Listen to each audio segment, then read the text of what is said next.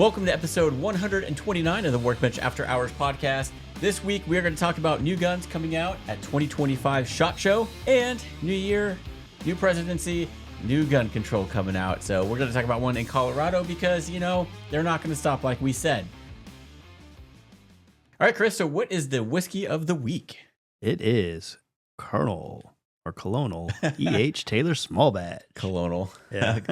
Colonel E.H. Taylor. Yep. Obviously, you can see the bottle is 3/4 of the way gone, but Yeah. it's because we've been drinking it. So we have had this before, Yep. but we thought we'd bring it on the podcast while this bottle is open and give it a shot. It is 100 proof, so probably no need to go into the details about this, but I can't remember how much I paid for this bottle, but MSRP, I know people are paying crazy money. Yeah. But Trying to remember. I think 40 to 60 maybe. the full proof one that I bought was 100. Yeah. And the other, I think the rye was like 50, 60 bucks. Yeah. Secondhand market, they go pretty Yeah. high, especially those two that you bought, since this one's a little more common than those two. Yeah. All right. So on the nose, I'm getting a lot of vanilla and caramel. Yeah. And burnt oak. Yeah. Yeah, so on their website it says caramel corn sweetness, which I get mingled with butterscotch and licorice. Not sure I get the licorice. No, I don't get that. So try it on the palate.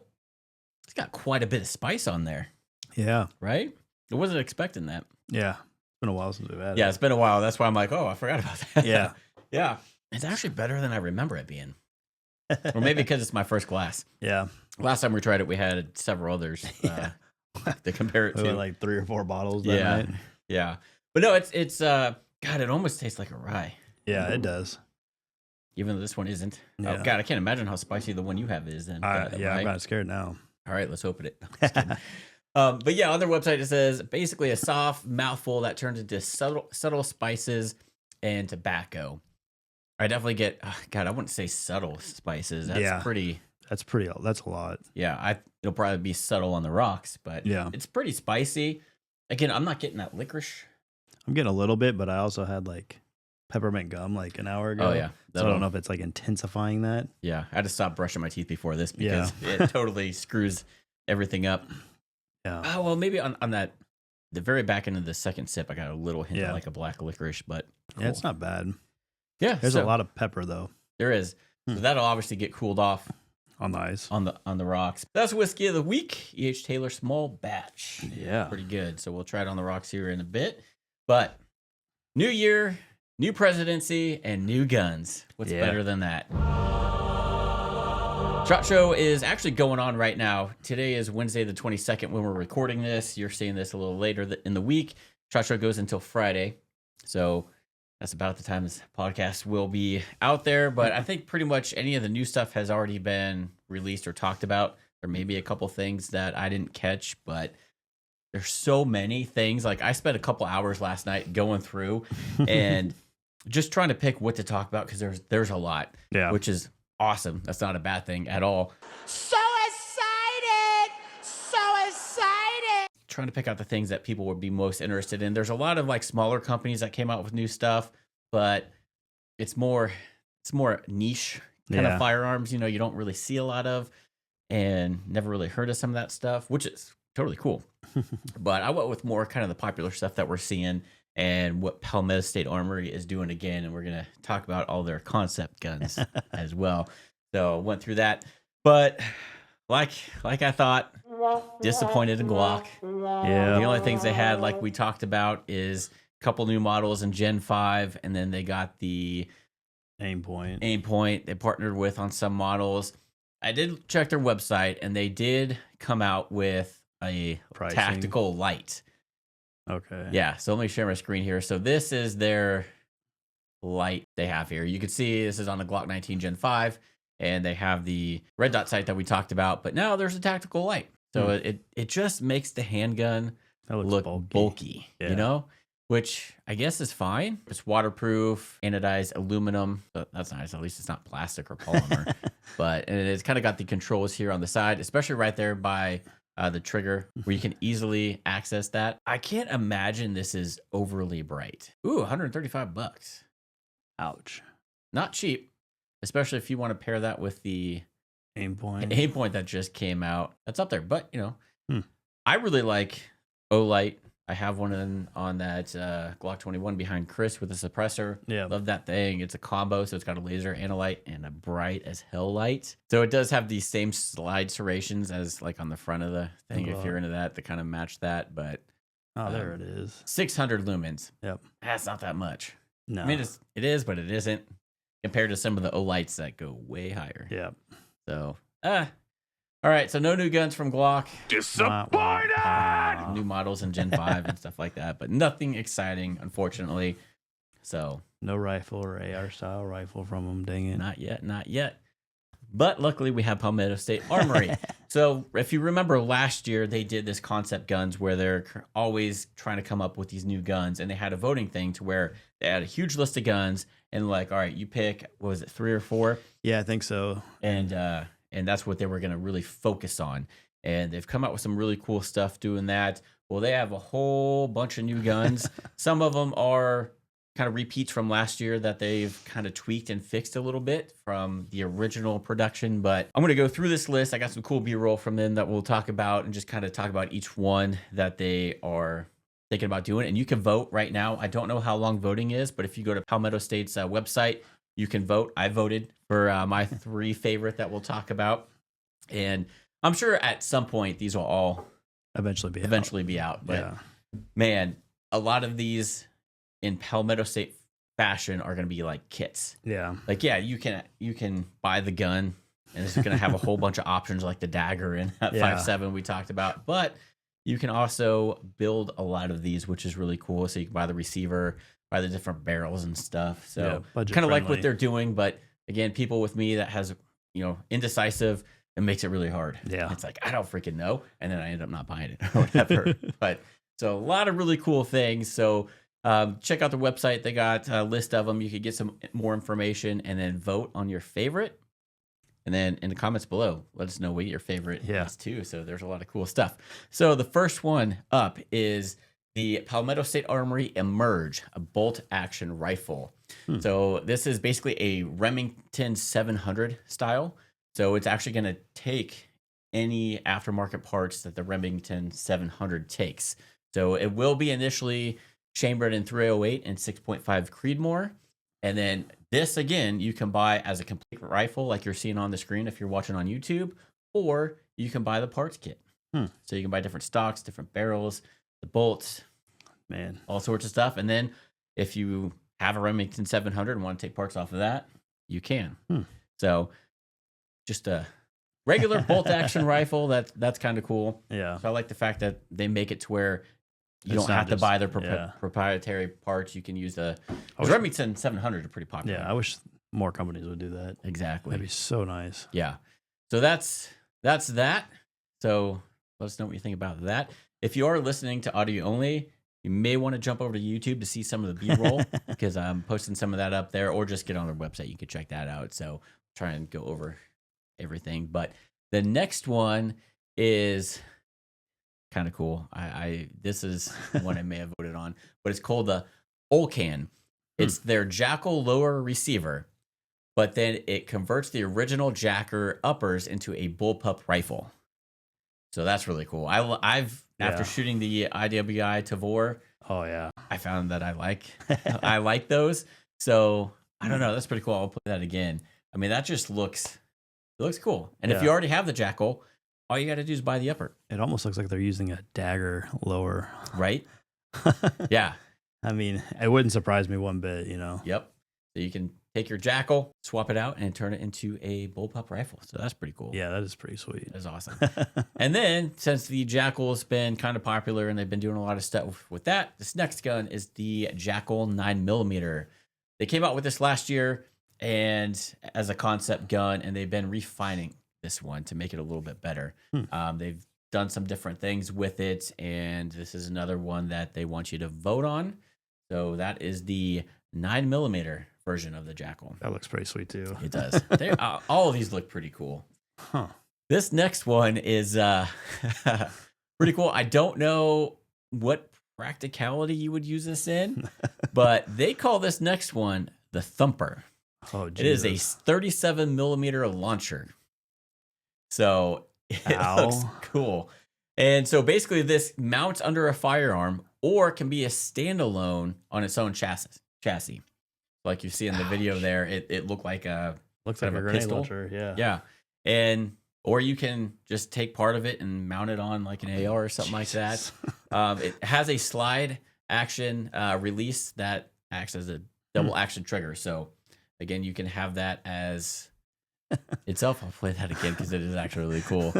And it takes apart pretty What easily. a name, Thumper. Thumper, right? I don't know what you would put in there and shoot, but T-shirts, right? But yeah, it slides That's out like he's crazy. showing on there. So that thing looks pretty cool. I don't know. Looks like it hurt. Right? Shoulder So, that. so if you're into that kind of thing, that's going to be an option. All right. So what I've noticed kind of scouring the internet for all the new guns and stuff coming out, what's been really popular the last 2 years are the 2011, basically 2011s, Yeah. which is a double stack 1911. Yeah. There's all sorts of companies coming out with those. Springfield has come out with some cool stuff, basically almost a subcompact version of a double stack 1911. I think it's a 3.5 inch barrel. So that's got good reviews and everything. And I think they call that's the Prodigy is their 2011, Yeah. right? So those have been popular. There's been several different companies this year that have coming out with 2011s. They look really cool. Just a double stack 11, kind of updated from the old school style. So if that's your thing, cool. Well, PSA has you covered because they have the Saber 11. Every time I see that, I want to see it say Sabre. Yeah. That's how it's spelled. But that looks like a cool 2011. Like that looks pretty sweet. Just a double stack 1911 chambered in 9mm. So I'm wondering if they're going to come out with a 45 because I feel like I would do a I 45. want a 45. Lose round capacity, but that's okay. You get a bigger bullet. Mm-hmm. But I mean, that looked pretty similar to the Prodigy. Yeah. You know, all black and everything, but looks pretty cool. So I feel like in PSA fashion, it'd be much cheaper than a lot of the other 1911s I'm sure. out there or 2011s out there. So that would be cool. So that's an option they're coming out with. And then this one I'm really excited about. We've talked about this before, but how they're coming out with the, I don't know if they're out with it yet or they were going to come out with it. No, third or fourth quarter is the 570 pump action shotgun that we talked about. That's really cool. Well, they're also looking to come out with the 570 semi-automatic shotgun. So instead of the pump shotgun, this will be available in semi-automatic. But the cool thing about this is it's built off the same receiver set as the pump action one. So if you have that, all you have to do is change out the receiver and bam. So you can make a pump action or semi-auto action in the same receiver. It accepts all Remington 870 accessories. And basically what they did is on the semi-auto version is they moved the charging handle up near the fore end. A little bit different. And then this is, again, part of the build it yourself. So you can buy the different kits or you can buy them whole. And like we said, they have that way they have the barrel attached there on the end is you can swap out for different length barrels, which is pretty cool. So if you want to buy one receiver, then you can buy a couple extra parts and kind of swap between pump or semi-auto. Yeah, that'd be or pretty sweet. have some different barrels, and that way you can configure it between home defense and field work. Yeah. And you're not stuck. Of course, I like dedicated shotguns, but still having the ability to be able to make it a multi-use. Yeah, that's pretty cool. I think that shotgun looks pretty cool. Yeah, it does all look blacked pretty out good. like that. And again, it accepts all 870. Although I'm partial to Mossberg. Got the Mossberg sitting up there with the Magpul furniture, but you could put that Magpul furniture on the PSA one that fits the 870. So it's pretty cool. And then this next one is a 338 ARC Jackal. The 338 ARC is a new round that's becoming popular, and this is basically their Jackal in that caliber. So it looks pretty cool. So it does have a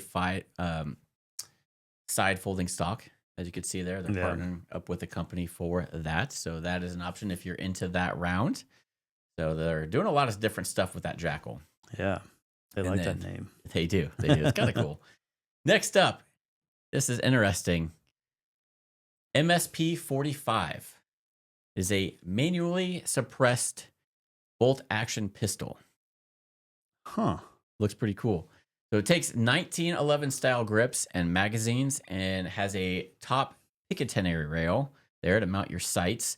And right now it's going to be compatible with the AAC 45 Tyrant suppressors, but they're going to come out with some different options if people do vote on this. I'm going to show that again. Just I wonder how that would work. So there's no actual like iron sights for this thing. Yeah. It has a Picatinny rail on top to where you would mount a red dot or whatever. And it's just, it looks pretty cool. So if you're into suppressed guns, this one, obviously you're going to have your you're going to have your tax stamp, but it comes apart really quick. Do you see what he did? Yeah. He pressed that one button and it just comes completely apart. Yeah. So that's pretty cool. Huh. So that'll be chambered in 45. I'm sure they'll come out with other stuff as well, sure. 9mm and different types of suppressors. But the AAC Tyrant is pretty cool. That's a good suppressor. Very popular. So suppressor's cool. The Hearing Protection Act, hopefully that goes through. Yeah, come back. Come on. Yep. It's out there. Yeah. And they're going to try and pass it. I hope so. Hopefully. I mean, it's just PPE. If it passes, I'm just going to buy as much as I can. I mean, suppressors are still expensive. I mean, you're thinking about a price of a gun, but they're saving $200 and all the paperwork. So there's that. So that would be nice, which I wonder if that happens. Like the stuff, if you've already done the $200 tax stamp and NFA stuff, I mean, obviously we're not going to get our money back. No. But I wonder if they would have to burn your stuff, though. I don't know, because mine's in a trust. I don't know. It'd be interesting to find out. I know. I don't have hopes that it'll pass. Yeah. But that'd be nice. I hope it does, but I'm not giving my hopes up because I've already done that and it didn't pass. Next up is the PSA X9. So this is a 9mm variant of the X57. It does have a 7-inch 9mm barrel. A pretty cool little gun. I don't know. Looks okay. So this is their take on the Mac gun. So if you saw my video on the Mac 11, I don't know about that. That's what it looks like. So they kind of did their own Mac 11 prototype. Looks okay. It looks pretty plasticky. Next up, again with the Jackal, this is the 10S Precision. So if you're into precision style rifles, it kind of looks like a AR or 308 platform. Yeah. But this is in 308, and it comes standard with a 20-inch barrel, has a folding stock, and a 2-stage trigger. Kind of reminded me of the Scar a little bit. A little bit, yeah. Has some of the same features. Yep, folding stock on there, but looks pretty cool. So that's out there. I'd be interested in that one. Would you? Yeah. All right. Yeah. Next up, we got the 338 Arc Crink. So this is an 8K style platform. Built off a side folding receiver. You have no front sight because the idea is to mount a red dot or something to that receiver there, and has a folding stock on that one, I believe, and a 8.3-inch barrel. So that will be in your it'll be 338 ARC caliber, but in that AK platform. So it kind of looks like an AK, but it has some features. Yeah, it'd be weird not having that front sight, but the point is to mount an optic. Yeah. Look like too, it was a lot higher too from the barrel. So sighting that in might be interesting. Yeah. But I have yet to shoot 338 ARC. Yeah. So I don't know. Interesting round to try. Next up, we got the Vuk 9, inspired by the Russian PPK-20, but this is chambered in 9mm. Another cool looking gun. Does look a little plasticky to me, but not my style. Some of this stuff isn't kind of my style, but for other people it might be. Yeah. So that is that. If you're watching on YouTube, obviously you're seeing the videos on there. So that's what that is. Next up, they got a lot more. We keep going. Is the PSA Switch. SWCH is how they spell it. But this is just another 9mm pistol with a chassis system. So more and more companies are coming out with this chassis system. So there's going to be multiple variations and grip modules that'll come out with that. So this is just their initial one. As you can see, this is like almost like a micro compact pistol, and it did have the area for a optic mount. that's probably I could live without. You know, Yeah. just there's so many micro compact pistols coming out that we'll talk about, and that's just another one. I don't know. Yeah. They got the daggers and stuff like that. That one looked a little different. Yeah. I think the point with that one is the chassis system. Yeah, probably. Being able to swap that out. Everyone's going to that. I know, which is great because you only have to fill out one FFL form. Yeah, I don't know. Copy and stick, I guess. But everybody's been copying Glock Yeah. for however long. But this is what it is. Next up, kind of like this. The PA22. So if you're not watching on video, you could probably guess what that is. It is their take on a Ruger 1022. But cool thing is, this is again part of the build your own platform. So you can build it out however you want to, get the receiver, and then choose different stocks, barrel lengths. So they're going to come out with a rifle version and that pistol brace version that we saw on there. So if you want a Ruger 1022 with a pistol brace, Yeah. there you go. So I'm sure they're going to have a lot of different options. It will obviously be compatible with a lot of the Ruger 1022 stuff.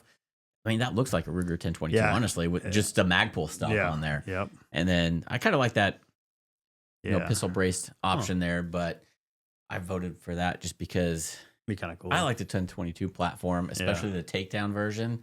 And then if I'm sure, not that the 1022s are expensive, they're actually really cheap. I'd be interested to see what their pricing is Yeah. on there because, again, that Especially if it's a build your own. Yeah. If you can get parts cheap, might as well just buy it to well, build. and the thing with the Ruger 1022 is there's so many aftermarket parts for that already Yeah. that are relatively inexpensive. Yeah. One company that I use a lot for mine is Kid Industries. They have all sorts of different parts, and I've used their springs and buffer like a bunch of stuff through Kid Industries. And there's just so many companies, but it'd be cool to see PSA's take Yeah. on it and kind of what you can do with that. Next up is kind of another pistol that's been popular, the Dagger Micro 380. So they did come out with a Dagger Micro 9mm, but this is the 380 version that some people are wanting. So if you like the Dagger, but you want a micro version Yeah. in 380, there you go. I don't know. It's the exact same as the 9mm version, just Yeah. burn 8-9. You know, there's a place like we talked about last week for 380. Yep, there is. So especially in that really small platform, 380 might be a little easier to manage than the 9mm. So last one. This is probably my favorite because we may be able to afford the ultimate rifle. Because for a lot of us, this is out of reach. Yeah. Saber Lancet, that's I think how you say it, but it is their 50 BMG rifle. Ooh, How cool would that be? that'd be cool. So it's a lot of it's going to be compatible with like the Barrett stuff, like the Yeah. A1 and everything. So it's going to be their rifle chambered in 50 BMG, and they claim it's going to be the most affordable gas-operated semi-auto 50 cal rifle. It's going to come standard with a 28-inch barrel, weighing in at 32 pounds overall. Jesus. Hey, you need that weight for that round. Yeah. But I mean, look at this. I mean, we're going to do it again. It looks. Yeah, it looks like a Barrett 50 cal. And honestly, I wouldn't mind a bolt action version too. Yeah. But now, when they say most affordable, What does that mean? what does that mean exactly? What do they consider affordable? Yeah, and of course, that's no scope or anything Yeah. like that. So, or the round. So you know, Yeah. you're going to be shooting. $10 a round. Yeah, anywhere from probably $1 to $10 a round, depending on what you choose. Yeah. That is one Yeah. I thought would be pretty cool. So, out of all of those, Chris, what three Oh, would you man. vote for? There's a lot. There is a lot. It's a list. Hmm. I mean, a lot of the Jackal stuff I could do without just because that's not my style. Yeah. There's so many options. So I voted for the Olcan because I Yeah. like the bullpup style stuff. I voted for the 570. I think the semi-auto. 570 I would do. Yep. And then I also voted for the 50 cal, obviously. yeah.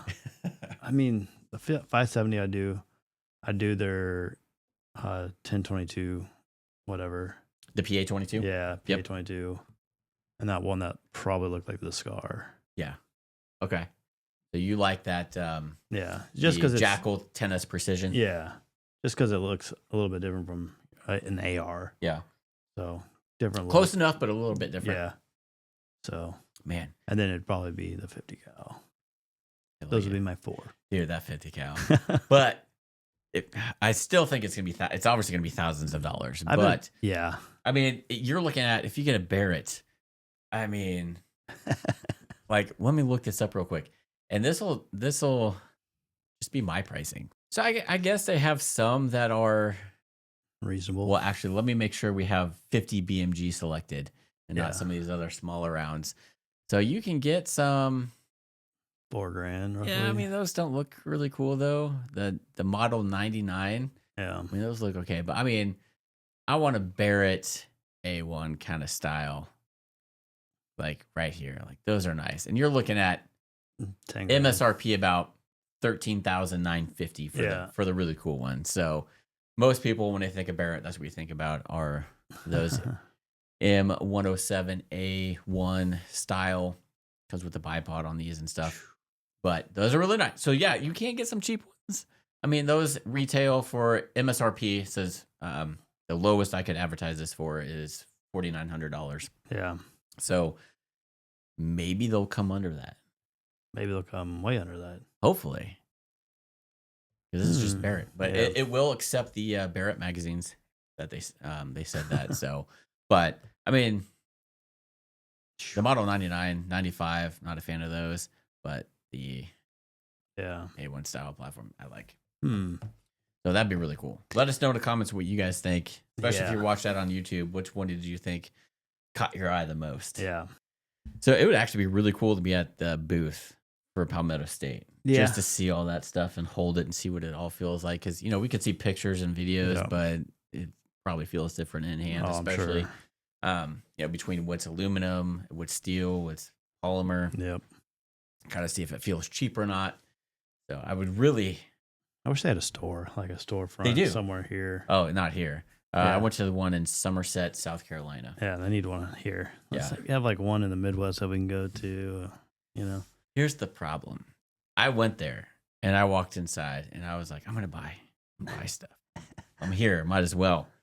There was so much shit. I walked out with nothing. Because you're overwhelmed. I was overwhelmed, like sensory overload and indecisiveness came out on me. And I'm like, I didn't buy anything. I got to leave. And then unfortunately in their actual retail stores, if they're running a special deal online, you can't get that in store. It has if it's an online deal, it's online. Oh wow. But it's pretty, they had everything from all sorts of different guns. That's back when they, their AR-15 kits were really popular. Had all that stuff, bunch of different ammo. It took me a while to walk around there, but I was like, at this point, I don't know what you want. Yeah, I don't know what I want. So I ended up leaving with nothing. It kind of sucked, but and for a company to have all these concept guns, I can't imagine what they spend and how hard it would be for just the R&D. Yeah, probably. Like I want to know what it just going from an idea to actually coming out with a working concept gun like that. Yeah. Like especially when you have a whole list of like that. Yeah. Like, that is a long list. It's not just like and hey, here's multiple calibers. Yeah. And different style platforms. Like that is a lot.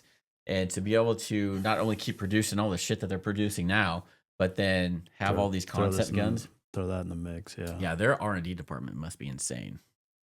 And I know some of the stuff they partner with other companies, especially with the the pistol bracelets and stuff. But still, just the coordination with that and coming up with this stuff. Like I know a lot of it's probably done in like a computer program and stuff like that. But actually making, because you got to have certain tooling and stuff like that for all the different parts, and which I'm sure they have. Yeah, but try to come up with like a new platform gun and like the thumper there. Like how do you start from, hey, I want to make a 30 millimeter launcher? How do you go about doing that? Yeah, like that would be, I'm sure. Who came up with that idea is what I want to know. I don't know. They're probably like, hey, let's just throw it. Let's throw some crazy shit out of here. Hey, that'd be kind of cool. It's a great name though for it, thumper. Well, a lot of the AR-15s, you can find some attachments, and civilian use is not really practical. It's just one of those cool things to have.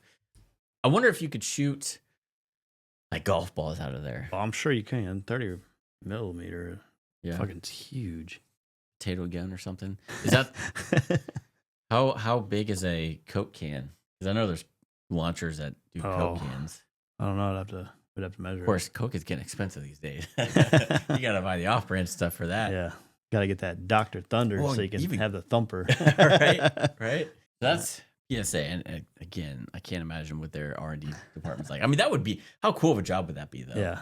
I want this. Okay, let's make it. Yeah. Or even the guy that like tests his stuff out. I don't know. The one that would scare me probably to test out would be that 50. Oh, yeah. Oh, yeah. Just because I've seen that video, that one blow up in that guy's face, mess him up. I'm like, it's yeah, not good.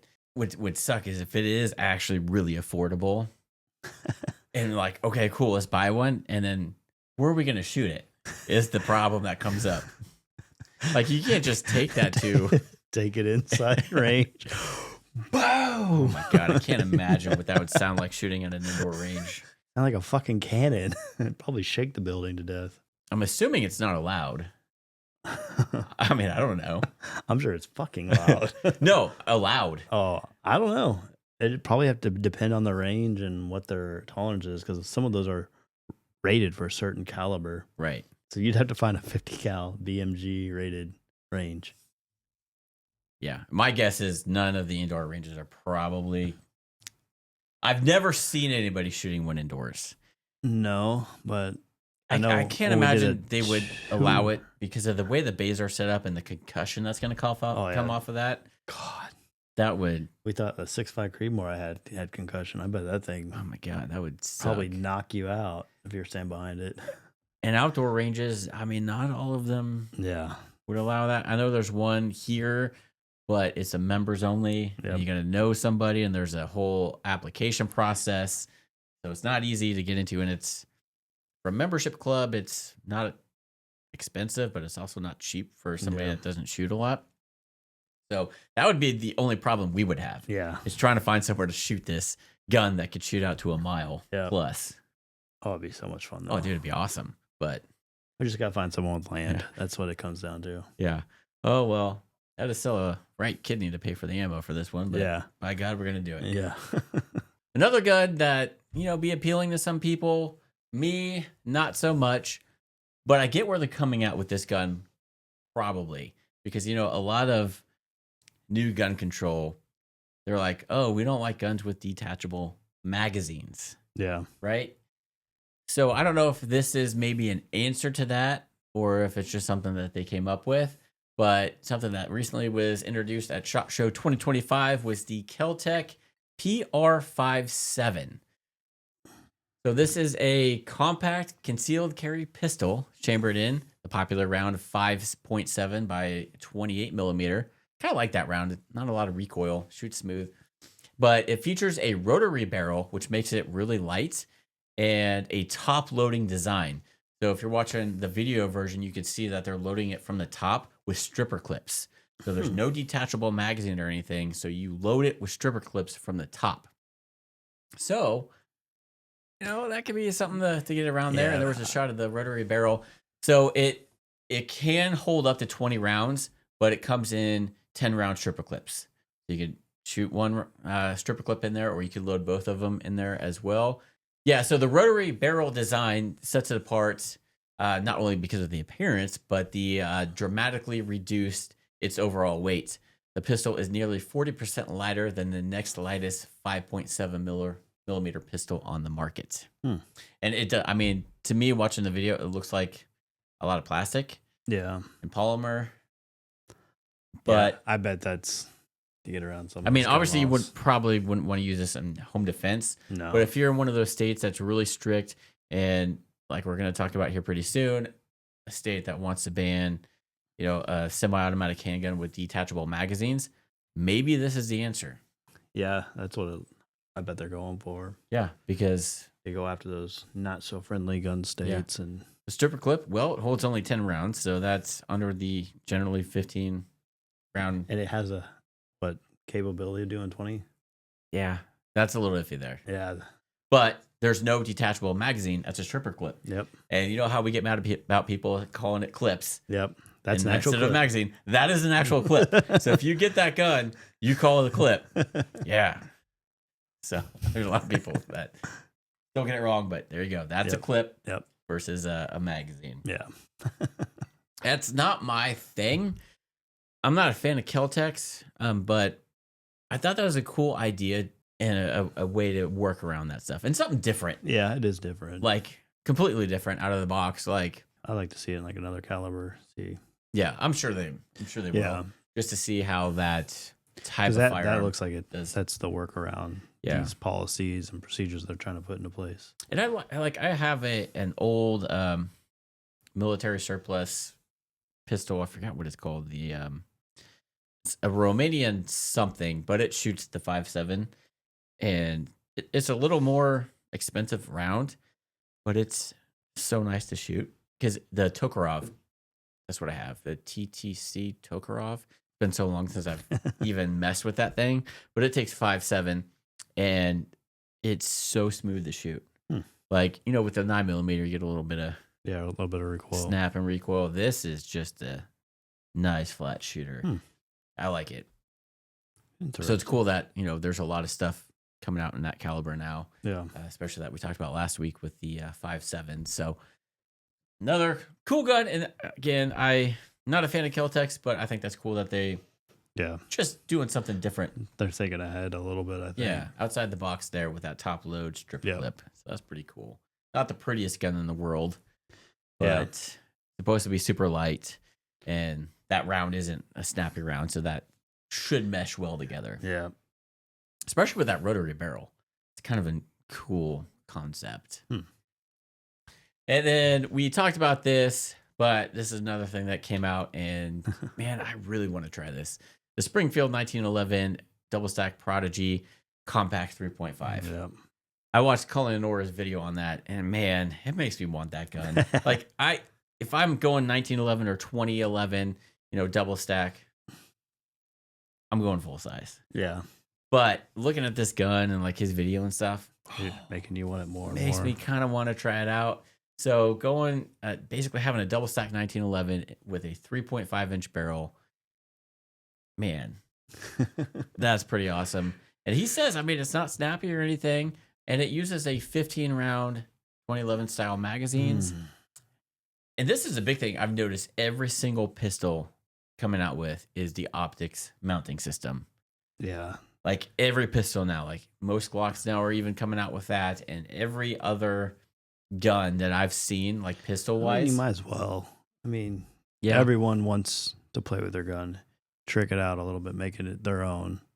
I still have not shot a handgun with an optic on there. Really? Yeah. That will change here pretty soon. So it comes with the AOS optic mounting system and compatible with a bunch of different red dots and is in 9mm. But it looked really cool. Just I would throw that out there again because that is a one that recently came out and obviously being shown at SHOT Show. Another one that we talked about last week is the Echelon 4.0C. Yeah. So instead of the full size and then the 4.5 inch barrel of the Echelons, they came out with a compact version, which is basically the same size as the Glock 19 4.0C that was recently released. I may or may not have bought one yesterday. Oh, okay. So you will definitely be seeing the Springfield Echelon compact, the 4.0C on this channel here pretty soon. Sweet. I just kept watching videos and looking at that thing. I'm like, I've always been a fan of Springfields. I love the XDMs. And I saw that and I'm like, gotta try this out. Yep. I had a couple sales that made up for the price of that. So like, I'm just going to pull the trigger. Literally. So hopefully I'll be having, that'll come in hopefully at the end of the week, maybe early next week. Super excited. So definitely gonna have some videos on that. I bought that one to shoot for the channel. So we're gonna take that out. And it does have the optics cut. Problem is my wholesalers don't. So the one that you see all the YouTubers trying out has a Vortex Defender optic on there. None of my suppliers have that. at wholesale. So I might have to figure something out. We'll talk after this. Okay. Yeah. Because I want to try. I've never shot a handgun with an optic. I want to try it. This will be the perfect gun to try it with, I think. Yeah. So, yes. Another cool, notable gun from HK. And we don't talk about HKs a whole lot, but they're pretty pricey, but they're really good stuff. Yeah. But they're coming out with the CC9. Again, another micro compact 9mm pistol. That's the thing that I've noticed a trend is everybody's coming out with a compact or a micro. Yep. All with optic cuts. Yep. So pretty much everybody is coming out with that. But it looked pretty cool. I don't have any pictures. Maybe I'll throw in some B-roll. But has beveled edges, night sights, obviously an optics cut. Takes 10 to 12 round mags, depending on if you want an extension or not. Smith & Wesson has come out with some different stuff. Last year they came out with a lever gun that looked tactical. Yeah. You know, they came out with the stealth model of a lever action gun that looks pretty cool, a little sleeker than that tactical one that they did. So that is out there. So speaking of 50 BMG rifles, you know, we just talked about the PSA one. Yep. A name I haven't heard in a while. It's been a while since I've heard Bushmaster. I remember when I first got into the game, you know, after the whole 1986 Bill Clinton bullshit, and we were actually able to get AR-15s again. Bushmaster was Bushmaster a cult, pretty much. And ever since then, there's been all these other companies making AR-15s, and kind of the Bushmaster kind of went away. Haven't heard that name in forever. Exactly. Well, they're coming out with a 50 rifle. It's going to be the BA50. So they have new improvements to the bolt design, bringing effortless bolt operation with improved extraction and cartridge feeding. It includes a Magpul PRS Gen 3 adjustable stock, 29-inch free-floating barrel, topped with a Picatinny rail and a 3-port brake. Maintenance, takedown, and assembly of the BA50 is intuitive and straightforward. So they re-engineered this to be more reliable, more durable, and even longer laster from the original. So apparently they had an original version of this. They just made this one better. So interesting thing about this, and I want to see how PSA compares. MSRP for the Bushmaster BA50 is $5,900. And generally in the gun world, you can find it for less than MSRP. Yeah. So I'm wondering, PSA stating it's going to be the most affordable 50 BMG out there. They're obviously going to have to make it less than $5,900. $5,899. Right. So that's when I saw that after watching the PSA thing. I'm like, oh, Yeah, baby. Yeah. okay. Yeah. Okay. I mean, $5,900 is still a lot of money, which I'm sure, you know, MSRP. So maybe you'll find it low fives, high fours, maybe. But for 50 BMG, that's not terrible. Yeah. And if PSA can come in well under that, sign me up, baby. Right? Yeah. I mean, why not? If the PSA comes under 5 or even 4, it'd be. Oof. Bushmaster, I remember looking at the rifles. I mean, they were okay. They're AR-15s, but yeah, the BA50 seems pretty cool, especially at that price point. If you're able to shoot that round, that's not a bad price compared to the Barretts for sure. So the other one is the Henry Lever Action Supreme Rifle, or the LASR. Represents a bold evolution of the classic lever action platform, chambered in 223 Remington and 300 Blackout. This rifle uses detachable box magazine and AR style rotating bolt, an exceptional versatility and reliability, the free floated barrel and adjustable trigger delivery sub MOA, making it the ideal hunting and sport shooting with its beautiful figured walnut stock. I saw this and I love their rifles. Yeah. The Henry rifles. The lever actions are awesome. My wife loves them. But this one comes with a detachable magazine, which I thought was really cool. And chambered in, 223 and 300 Blackout. Kind of cool. Yeah. But yeah, I saw that. I'm like, whoa, that's weird. A detachable magazine on a Henry, because mostly times you got that tube mag. So I thought that was pretty cool. So I'll put some B-roll in there because I don't have any pictures of it right now as we're watching it. But yeah. So that's pretty cool from Henry. And then Rost Martin. We don't talk about them at all, actually. But this is another thing. Like I said, the RM1C is going to be a subcompact 9mm platform with a 3.6-inch barrel, flat face trigger under 5 pounds, and then a 12-round or 15-round extended magazine, Picatinny rail, and optics cut. Common theme here. Yeah. Seeing a lot of those. Like they're subcombats. Exactly. So a lot of options coming out, and that's only like scratching the surface. Yeah, there's a whole lot of other stuff out there that I just couldn't pull. This would be a 5-hour thing. So, and a lot of B-roll, which I don't want to do. So there's gonna be a lot of stuff, I'm sure, on YouTube coming out, reviewing a lot of these guns and more. So keep a lookout for that. It's just cool to see companies being innovative and kind of coming out with stuff that's popular, because everybody, with the hopefully being able to conceal carry across all 50 states, maybe being passed with Trump, everybody's looking for the perfect conceal carry handgun. As we've talked about before, the smaller, not always the better, but if you can get it in the size that some of these companies are coming out with the options, they're coming out with better and better stuff. And the problem is trying to decide. Like now it's to the point to where like, shit. Like Rost Martin, I've never seen one of those, but they have some available.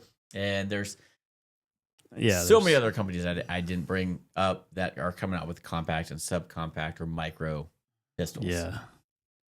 That'll be interesting, because it's all going to come down to how much do you want to spend? And is it worth it? What's the difference is?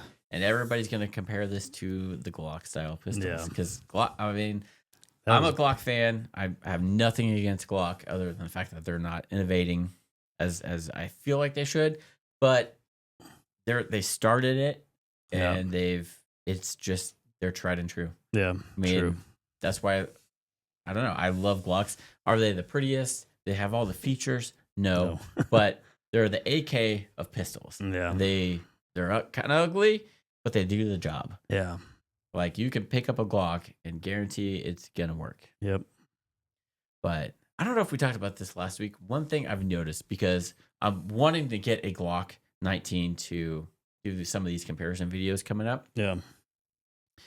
I like the Glock Gen 4s. Like when I first started getting into shooting, the Glock Gen 4s were just coming out. They did have some issues with the original batches, but then they fixed all the problems with the Gen 4 Glocks. So I have at least two or three Glock Gen 4s. That 21 back there is a Gen 4. The 26 I have is a Gen 4. I think that's the only Glocks I have. I don't know. I've had several, obviously, that I've bought and sold. And I like the Gen 4. You know, it's a little bit of an upgrade from the Gen 3, but it still has the finger grooves. The finish on there, I liked the finish on it. I know it's scratches a little bit easier than the Gen 3 and Gen 5s, but my favorite Glock Gen was the Gen 4. You cannot find those new. So when I look online or at my wholesalers, you can still buy a brand new Glock Gen 3. Or a Glock Gen 5. You can no longer buy a brand new Glock Gen 4. Why is that? I don't know. I have no idea. I don't know. If anybody listening knows, let us know.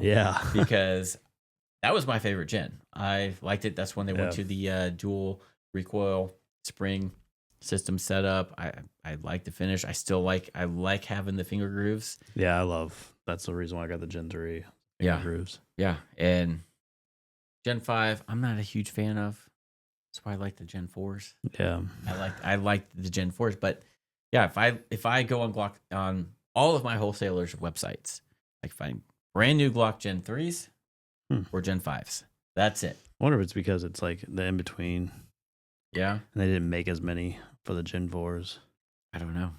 I bet that's probably what it is. But I mean, when the Gen 4 came out, like that was the new thing. Like we fixed all the problems. You gotta think though, like they did Gen 4 and then like what, 2 years later, not even Gen 5s. Gen 4s were out a while before Gen 5s Really? came out. I would say at least 2 years. Yeah.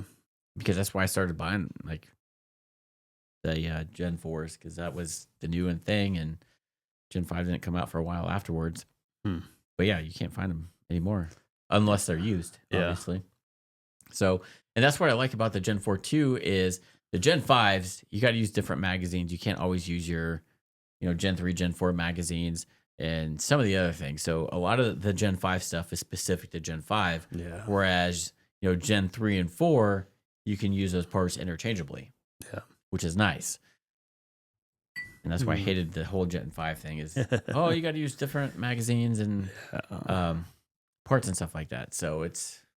That's an interesting question. I know, because I've been like, I want to get a Glock 19. I might just borrow yours. Yeah. But you can borrow mine. I went to a gun shop today, GT Distributors, and just looking for like a used one. And they had Gen 4s up there. But again, they're used. Yeah. Nothing new. So I'm like, I've just been thinking about that. I'm like, why? Interesting. Yeah. Even on their website, like if you go on Glock's website, nothing about Gen 4. Interesting. I know. Like, what happened? Maybe they got rid of the Gen 4 and just swallowed it, made it Gen 3, called it Gen 3. Right? It could be. I mean, to me, that was my favorite gen. I love that. But you can't find them new. Yeah, that's interesting. Yeah. Huh. So I'm looking for a Glock 19 Gen 4 if anybody listen. Yeah. But a lot of it's a lot of the stuff I've seen they're used or they're like police trade-ins. Yeah. Which is totally fine. But I mean, is what it is. It just sucks you can't buy them new. I like having there's nothing better than a new gun. Yeah. So yeah, so that's kind of all the stuff I pulled as far as new guns from SHOT Show. There's Taurus is coming out with a GX2, another small concealed carry gun. So lots of other stuff out there as well. But thing seems to be the concealed carry type handguns. Optics ready on it. Yeah. So I need to find a good optic for the incoming Echelon. Yeah. Try that sucker out. So, well, like we said, I don't know, however many podcasts ago, even though we have a pro to a president in office now, there's always going to be those anti-gunners that are going to try and ban stuff, especially in the Democrat-run states. Go figure. Go figure. So, new year, new presidency, new gun ban. Bullshit. So, unfortunately, if you live in Colorado, there's a new assault weapons ban, which the media is trying to label it as something different, but it really is just an assault weapons ban. So, it was introduced recently, Senate Bill 25-003. So, if you remember in 2013, they passed a high capacity magazine ban. So, anything over 15 rounds, you can't have. It sucks because it's Colorado. It's our neighbors. Come on. So with this bill, it defines a semi-automatic firearm. So the last two assault weapon ban bills in Colorado never passed. Yeah, because they just couldn't get the verbiage They're right. bullshit, right? So they're trying to reword this thing as a continuation of that magazine ban, but it is an assault weapons ban. So it defines a semi-automatic firearm as any semi-automatic rifle, shotgun, or gas-operated handgun that takes a detachable magazine. When you think of gas-operated handguns, it's not like a Glock or anything. It's like the AK pistols, stuff like that. That's AR what they're pistols, things like that. what they're getting at. So the legislation would make the manufacturing, purchase, or sale of specific semi-automatic firearms in the state a Class 2 misdemeanor, with subsequent offenses being a Class 6 felony. I don't know what that means, but it sounds bad, especially once you get into the felony aspect of that. But so the thing about this bill is, and this is where the Kel-Tec gun might come in handy, because that's not a detachable magazine. That's a stripper clip. So that would not fall under this, but a lot of these new handguns would, unfortunately. But the thing about this bill that's scary and could cause a lot of issues down the road if this were to get passed is it has language that states that the Attorney General may provide guidance and clarification for law enforcement agencies, and firearm buyers and sellers to assist in the implementation.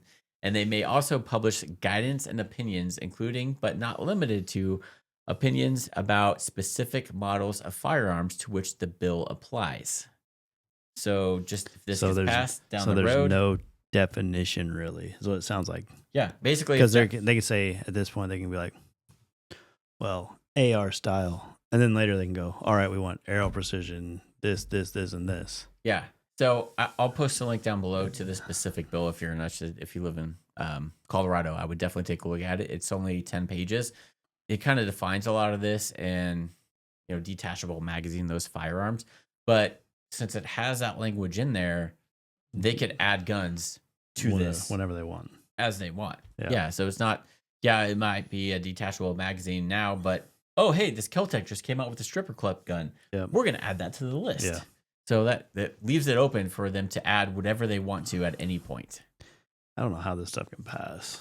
And I'm hoping, just like the last two, they get, it doesn't get struck down. This is what sucks is, I love the separation of state and the federal government, but this is when it sucks. I don't, because we do have in Kansas about suppressors. Mm-hmm. But if you get caught by a Fed, you're screwed. Right. Yeah, it's unfortunate, but again, like we said, just because it's a pro-gun presidency and administration coming in, doesn't mean the states are gonna stop this or the. So this is actually introduced by Bloomberg, who is the most anti-gun person, and unfortunately, he's got deep pockets. Yeah. So he introduced this to Colorado Senate, which unfortunately, that's the first one of probably many that will pop up throughout the next 4 years. Yeah, probably. So, did you watch any of the inauguration? Watched bits and pieces of it. Yeah. I watched him do his executive orders. That was kind of funny to watch. Yeah, it was, his speech at the actual inauguration was pretty good. Obviously, he was reading a teleprompter and staying true to that. But then once he got to that arena and was signing the other executive orders, man, it was funny because he was like, whoever wrote the speech and was telling him what to say, he was like, they told me not to talk about this and not to talk about that. He's like, you know what? I'm going to. Yeah. And he did. And it's awesome. But there was a time I'm like, okay, just shut up. Yeah. Just shut up and start. I like his authenticity. Yeah. Like, I do love it, but. Growing up, we grew up with Billy Ray Cyrus. Yeah. I like some of his songs back in the day. Yeah. I haven't listened to him for a long time since. Did you see? I didn't watch the performance, but I saw some replays online. Yeah. The fuck? Yeah, I don't know. What's wrong with that guy? Don't know. I heard him talking. I was like, what the hell? Well, he was originally singing with the guitar he was playing and stuff like that, but then more technical difficulties, and he was standing there like, is this thing on? Yeah. Hello? Is anybody there? And then he tried to sing a cappella, which obviously he sounded like. Hey, is my guitar still on? I think they cut me off. Is my guitar on, guys? I don't hear my guitar anymore. Check. Is anybody awake? Can somebody turn my guitar back on? We're going to sing a little bit more. Y'all want to sing more, or you want me to just get the hell off the stage? I don't give a damn. You know what? Hell, just snap your fingers. That's okay, bud. That's okay. You can tell the world you never was my girl. You can burn my clothes up when I'm gone. Come on, like this. Or you can tell your friend just what a fool I've been and laugh and joke about me on the phone. There you go. You can tell my own, go back to the farm. Or you can tell my feet to hit the floor. Don't tell my heart, my achy, breaky heart. I just don't think you'd understand.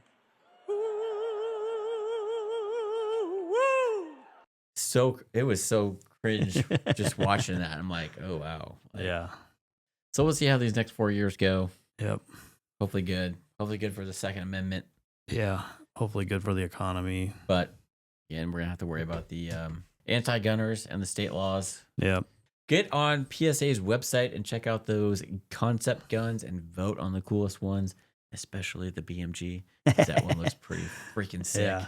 But yeah, just remember this podcast is brought to you by Boomstick Tactical LLC. If you're in the Kansas City area, especially on the Kansas side, we have the lowest prices on firearms next to wholesale pricing. So if you're looking for something that's not on our website, just give us a shout out, send us an email, and we can quote you something. If you're local, we do have the lowest transfer fees of $20. So pretty easy. If you like to buy a gun online, have it shipped here, $20, good to go.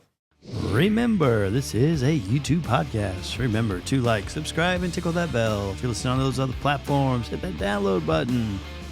With that, everybody, have a good one.